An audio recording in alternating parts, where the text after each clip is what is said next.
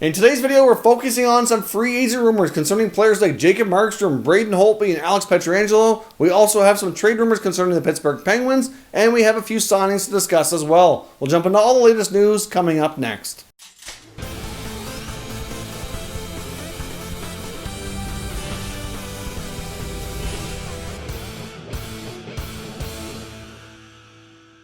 So welcome back to another video here at Top Shelf Hockey. As I mentioned, we have a variety of things to talk about today, including some signings. We got some trade rumors, free agent rumors, etc. So let's dive right in here. First up with the signings. The Montreal Canadiens have signed pending restricted free agent forward Jake Evans to a 2-year contract extension.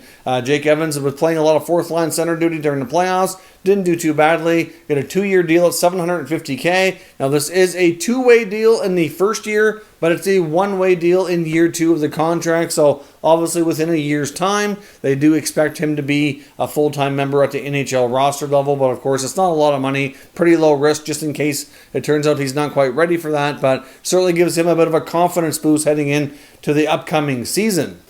Now, we also saw a contract from former Montreal Canadian Michael McCarron, who got a 1-year deal with the Nashville Predators. He'd previously played within their minor league system. McCarron gets a 1-year deal that pays him $700K at the NHL level, but it pays him a much higher than normal salary at the American Hockey League level of $300,000. So clearly they see him as being a bigger part of their AHL affiliate. We'll see if he can work his way into another NHL opportunity, like we saw like in Nashville, for example, with Jarrett Tenorti. Good example of that. So we'll see what happens, but pretty low-risk contracts there all around for both those players.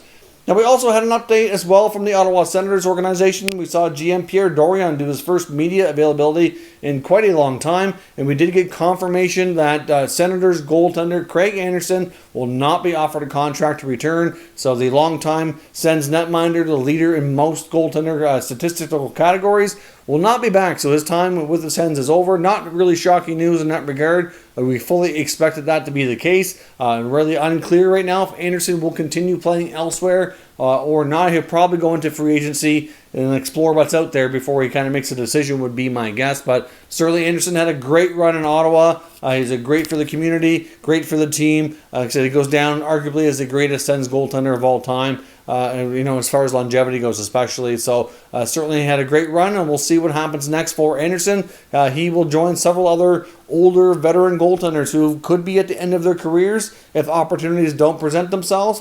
But if they do want to continue playing, they'll have to venture out here to other teams, like we've seen with guys like Jimmy Howard, Ryan Miller, etc. So going to be a lot of goalies on the move, as we mentioned here, and we're going to discuss that a little bit further because there's more goalie news to talk about today as well, which will kind of segue into our next segment, where we're going to take a look at some Vancouver Canucks news and rumors. Now, when it comes to the Vancouver Canucks, we know their top priority will be to sign goaltender Jacob Markstrom. Now, the negotiations for Markstrom have been ongoing for a really long time. They really started negotiating since he was eligible for his extension last year, and they're still really not any closer now than they were back then to getting a deal done. Now, we've seen reports through TSN Radio and reporters for the Canucks like Rick Dhaliwal kind of reporting that there's really still not a lot of progress being made. And obviously, we're only 17 days away now from free agency, and that poses a major risk for him to end up walking away for nothing from the Canucks as a free agent if they don't get something done here in relatively short order. Now, obviously, we're not really clear right now what's most important to Markstrom, but I would think that he's going to want a combination of a fair salary with some trade protection in there. That's what most players are going to want at his age especially. He got his first taste of the playoffs this year, so you have to think he's happy with the direction of the team. But he wants to be, obviously compensated appropriately, and they're having difficulty coming to agreement on what that should be with Vancouver. Now, of course, they do have their limits. They do have a number that I think Jim Benning won't go past.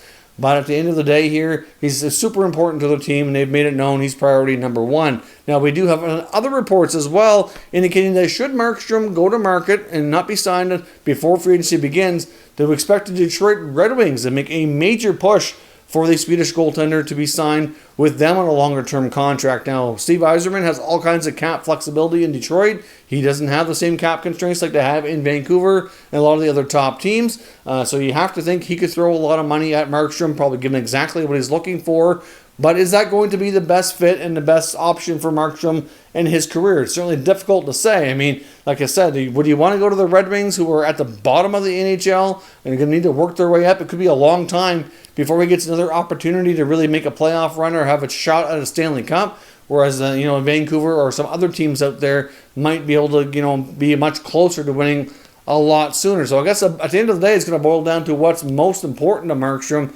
But those reports that the Red Wings will be going all in, trying hard to sign Markstrom, really don't surprise me a whole lot. Now, we've also heard other teams like the Flames and the Leafs would be interested in Markstrom as well. Of course, those teams are in different spots and would certainly, need to facilitate some other moves to kind of make that happen. Like the Leafs would have to trade Freddie Anderson. The Flames would possibly, obviously, they wouldn't be bringing Cam Talbot back if they bring him in, but they may want to move out some other money around as well, depending on what the cost ends up being. But clearly, Markstrom is going to be a guy who's near the top of most teams' lists should he make it to free agency, considering how good he's been for Vancouver the last couple of years. But certainly interesting to hear the talk around Detroit willing to make such a major push here for his services should he become available. Now, there's also talk out there that should Markstrom be on the move during free agency, that another veteran goaltender who would be very interested in coming to Vancouver, be high up on his list, would be veteran netminder Braden Holtby, currently of the Washington Capitals. Now, this reports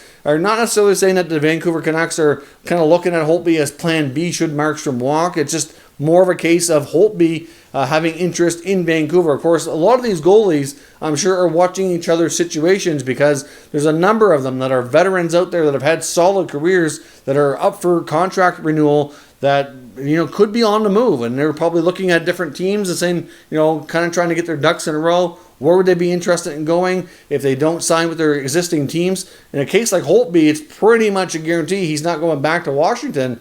So he can probably look around the league a little bit more and kind of start making some plans on what he would be interested in once free agency officially kicks off. So some interesting plans there. I mean, if Vancouver were to reciprocate that interest, Holtby would be an interesting replacement for Markstrom. If he could regain his form from a couple of years ago in that Stanley Cup run, obviously the Canucks would still be in great shape. Of course, we don't know though for sure if that interest would be mutual or not. But let me know your thoughts on those possibilities of Markstrom going to Detroit, Holtby replacing him in Vancouver. Like I said, there's also other teams out there besides the Red Wings when it comes to Markstrom. But what do you think it's going to take for the Canucks to get that done? And are they really at high risk of losing their MVP for the past 2 years?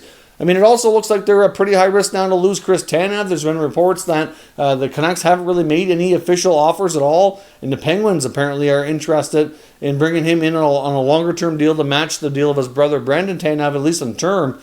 Now, of course, the Penguins, as we know, are certainly looking to make changes in the blue line. As I record this video, there's been rumblings about a trade for them picking up Michael Matheson for Patrick Hornqvist. We're waiting on official word to make that deal official here, which we don't have. You'll probably see another video on the channel sometime tonight discussing that possibility or what's going down with that. But if they actually brought in Tanev and they have Matheson as well, that's just way too many defensemen. So Jim Rutherford must be up to something else, or they're not going to be able to bring Tanev in.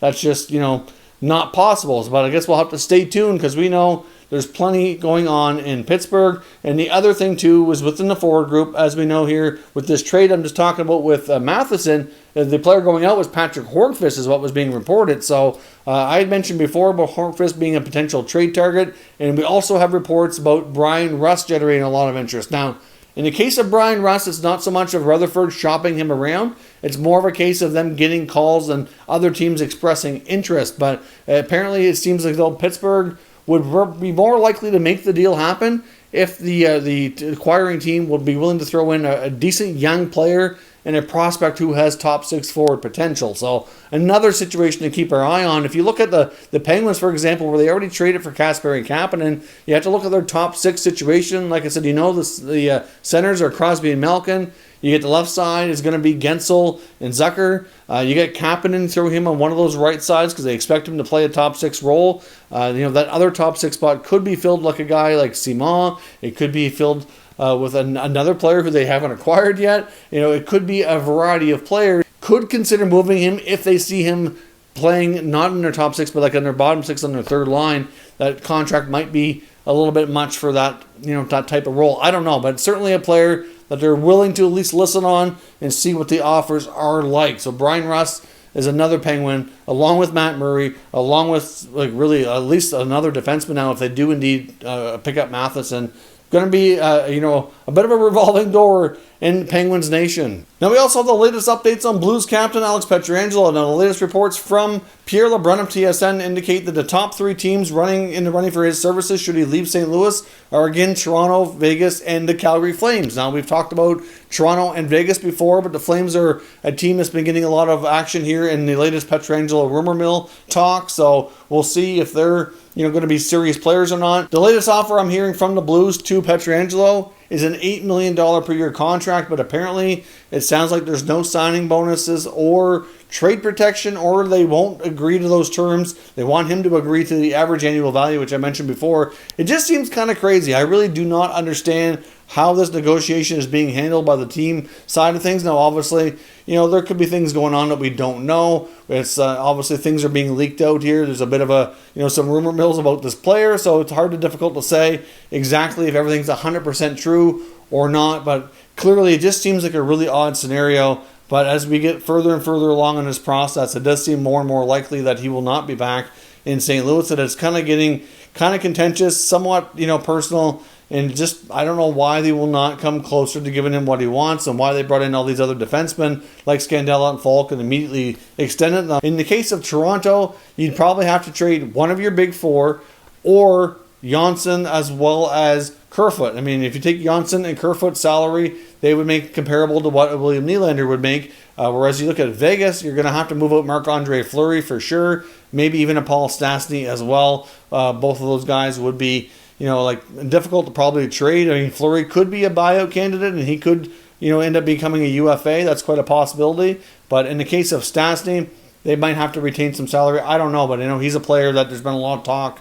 He could be replaced in Vegas, as they really need to be better down the middle of here, in my opinion, as well, to have a shot at a deeper playoff run moving forward. So clearly, the situation with Petrangelo seems to be getting a little bit more likely that he does leave. $8 million contract doesn't sound like it's going to cut it, especially if there's no signing bonuses or trade protection included in that deal. So let me know your thoughts on where he ends up. Could the Calgary Flames turn out to be a real player here for his services should he hit free agency on October 9th? Let me know your thoughts down in the comments, and we'll discuss further.